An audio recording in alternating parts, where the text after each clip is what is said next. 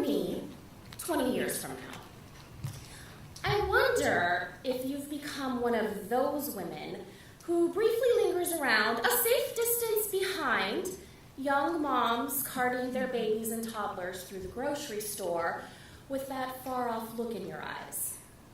If you gently smile at the mom when she looks up and catches your glance, obviously frazzled by how challenging taking 2 kids grocery shopping is, as if to tell her it's going to be okay. If you look at her and miss that time, want so badly to trade 5 minutes of the independence you have now that your kids are much older, so that you can rest a toddler's head on your shoulder, or buckle a baby in their car seat, mindful not to pinch any belly chub in the harness, I have a feeling you might be. And there are some things that I want you to know. There are some things that I am willing you to remember. I want you to remember they were the hardest thing you have ever done. They challenged you and they kept you up at night, they pushed your buttons, and they were never ever quiet unless they were in trouble. I want you to remember that you loved them the hardest you have ever loved anything, from day one and every day after that. I want you to know you were completely overwhelmed nearly all the time. The thought of taking them anywhere by yourself made you want to hide in bed all day. You were overwhelmed by the responsibility. You had no clue what you were doing. You were overwhelmed by how much they trusted you and how much they needed you. You were overwhelmed by how much you needed and loved them.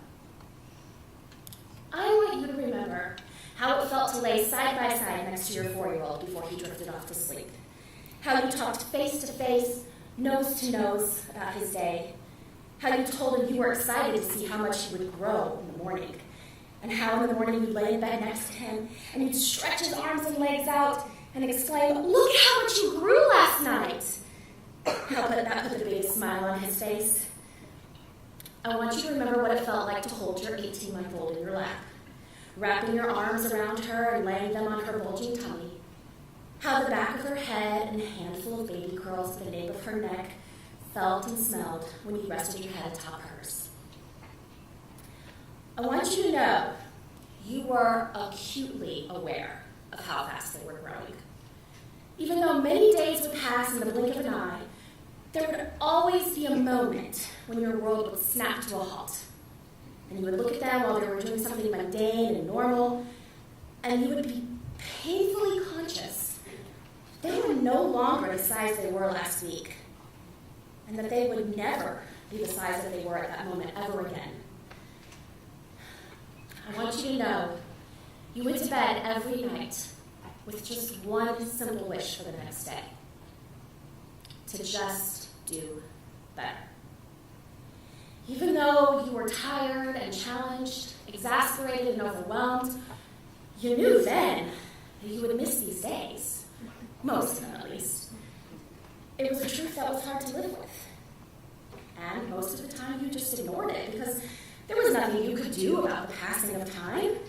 If you spent your days mourning the ones that had gone by, you'd miss out the days you were living in. You knew you were on a light rail, moving at speeds you couldn't comprehend.